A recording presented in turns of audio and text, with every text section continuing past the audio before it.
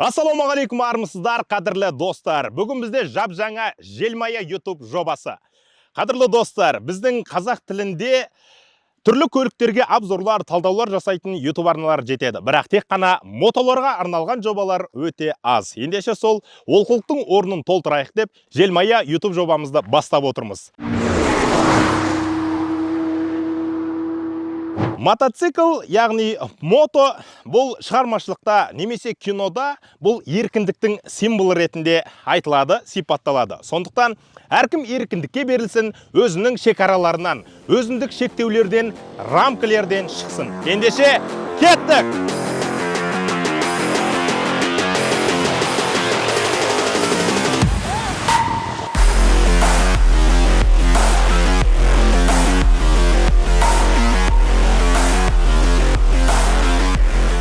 Сонымен достар, Желмая бренді енді біздің Жетісу облысында да бар. Сонымен Желмая бренд туралы не айтуға болады? 2018 жылдан бастап біздің Қазақстан нарығында өзіндік орнын ойып тұрып алды.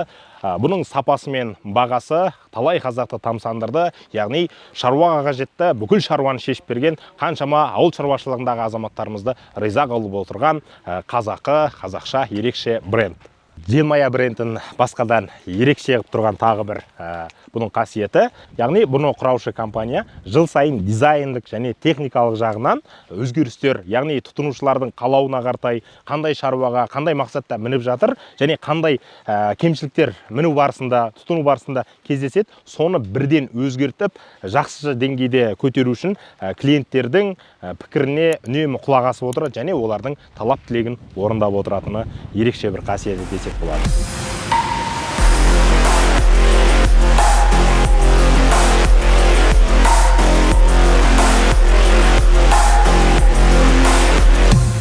Қазақстан нарығына кіргелі бері еліміздің түкпір-түкпірінде аудан, облыс, ауыл, тіпті таулы тасты далаларымыздарда мініліп атқан осы мотоциклдар, яғни Желмая брендінің бұл мотолары ешқандай да бір моторына байланысты, техникалық жағына байланысты бір кереметтер арыз, шағымдар немесе сындар айтылған жоқ.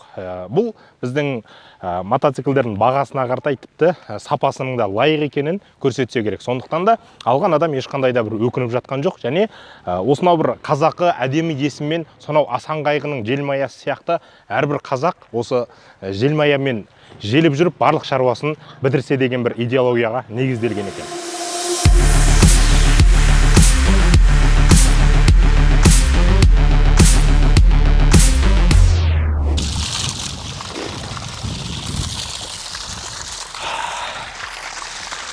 Су тіршілік көзі дейміз ғой.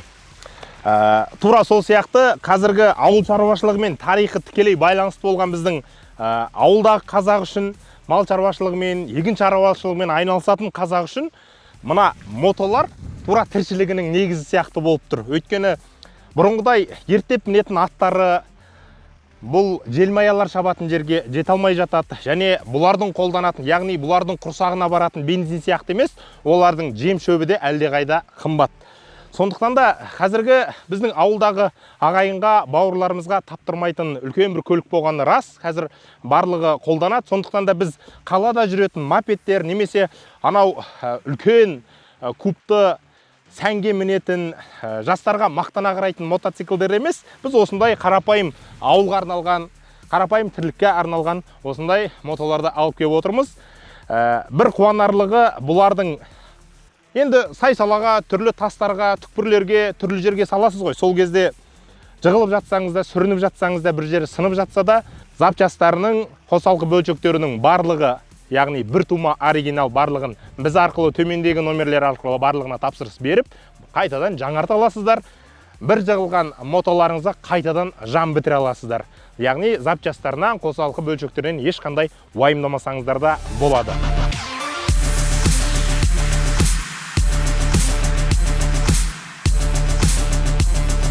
Адамның табаны тимеген жер қалмады деген сияқты мына Желмаяның дөңгелегі Қазақстанның түкпір-түкпіріне кез келген жерге барғысы келіп ақ тұр. Ол енді сатып алып сапарлататын тек сізге ғана байланысты. Алыңыз, өзіңізден аямаңыз. Жақсы өмір сүруге, Желмая мінуге сіз де лайықтысыз. Сонымен достар, жаңа өте бір қуанышты, жақсы бір жаңалық болып отыр. Біз осы Бүгін кешеден бері бастап түсіріп жатырмыз ғой осы видео талдауымызды. Осыдан 2 сағат бұрын ғана жаңағы ауылдың ішінде түсіріп жатқанымызда көрші ауылдан келіп қызықты. Бірден жарнамасын түсіріп, жариялап, жарнамаламай жатып ақ көрген кісілер қуанып, әлден сатып алып кетті. Яғни жаңа ғана 7 мото еді, қазір 6 қалды. Енді алған ағамызға, яғни Қалданбек ағамызға игілікке мінсін, қалған кісілер де алады деп қуанамыз. Сонымен достар, Желмая брендінің осынау модельдерінің қайсысы сіздерге ұнады? Төменге пікірге білдіріңіздер, өздеріңіздің ұнатқандарыңызды жаза кетіңіздер. Ендеше кеттік.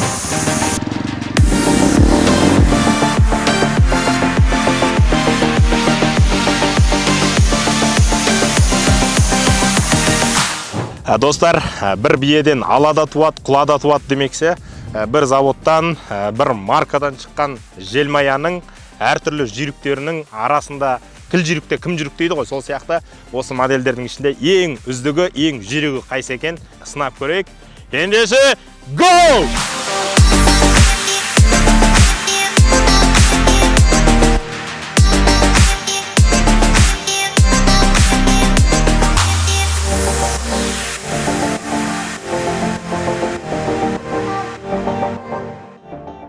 Достар, біздің Желмая брендіндегі мотоциклдарға, яғни бұлар жол талғамайды, бүкіл жол бар, бүкіл жол ашық.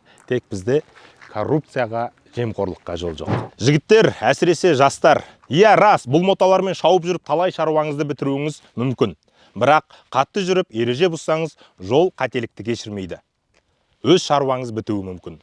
Әрине, бұлар адреналин беруі мүмкін, бірақ ертең әдірам қалдырып, жас өміріңізді немесе жақсы денсаулығыңызды алу мүмкін. Құдай сақтасын. Сондықтан ағайын, қандай шаруа қаншалықты асығыстық болса да, өзгенің һәм өзіңіздің өмірден қымбат емес. Сақтанғанды Алла сақтайды. Ақырын жүріп анықпас, еңбегің кетпес далаға деп Абай айтпақшы.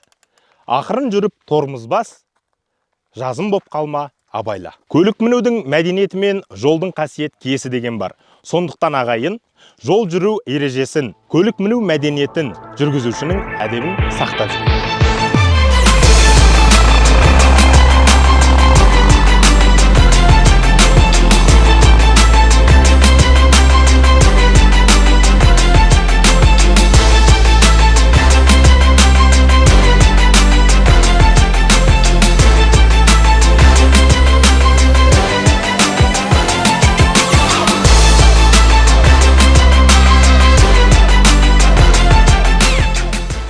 Сонымен достар, бүгін біз Желмая мото брендіне жасаған тест-драйвымызға 3-ші күн болды. Және тауға да салдық, тасқа да салдық, мінекей суға да салып жатырмыз. Жігіттер қалай екен? Мінекей белсенді осы өзіміздің ауылымыздың жігіттері барынша құмардан қанғанша мініп жатыр, қалағанынша теуіп жатыр. Ендеше кеттік жігіттер!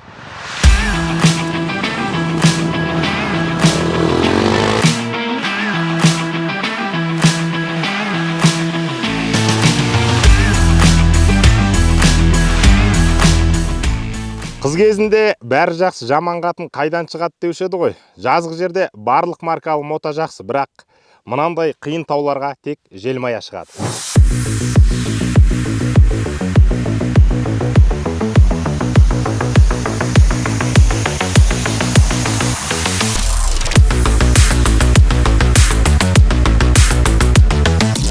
Сонымен достар, жаңа ғана өздеріңіз көрген тіктен, яғни білмеймін камера сіздерге қалай көрсетіп жатқанын, бірақ біздің көзбен көрген ол мүлде басқаша, өте тік, құзар шыңдармен, кейде қасынан тар жерлермен жүріп отырдық, тастақ жерлермен, қиыршық тастар, тікке қартай ол оңай болмайды. Ал сол жерлерден осы Желмаялар емін-еркін желіп шықты. Тіпті мына 300-250 кубтық мотолар, анау 2 адамды мінгестіпте емін-еркін шығып кетті. Соған қарап, тіпті жарысып жоғары қартай қуанып жатырмыз. Мынау қазір біздің анау көрініп тұрған Қапал ауыл, оның үстінде қанша бәленбай метр биіктікте тұрмыз. Тіпті қазір мына таудың қасына жаңа ұшып баратқан ұшаққа бет қолымыз жете жаздады.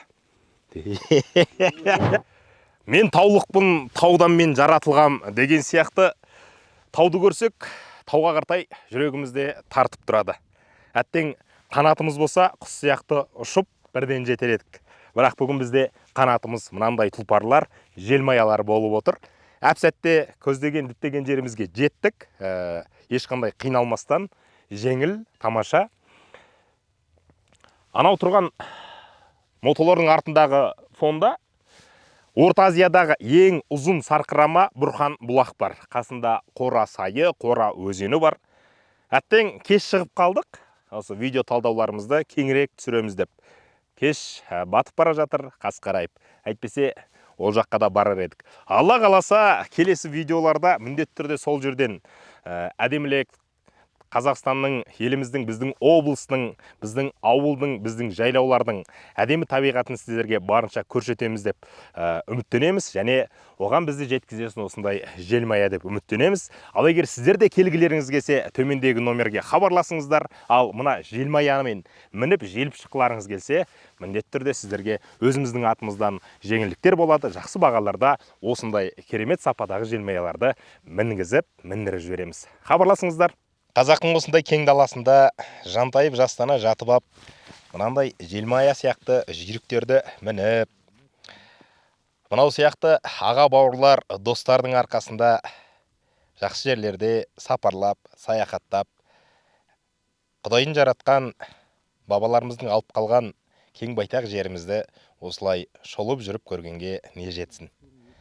Құрметті көрермендер, біздің осы желмая брендіне жасаған YouTube арнамыздағы шолуларымыз ұнаса, өзіңіздің пікірлеріңіз жазыңыздар, лайк басып, түрлі әлеуметтік желілердегі платформаларда бөлісіңіздер, WhatsApp группаларға тарласып қойыңыздар, кемшіліктерімізбен жіберген кемшілік қателіктерімізді және артықшылықтарымыз болса айта кетіңіздер. Осылайша қазақ контентке қолдау білдіріңіздер.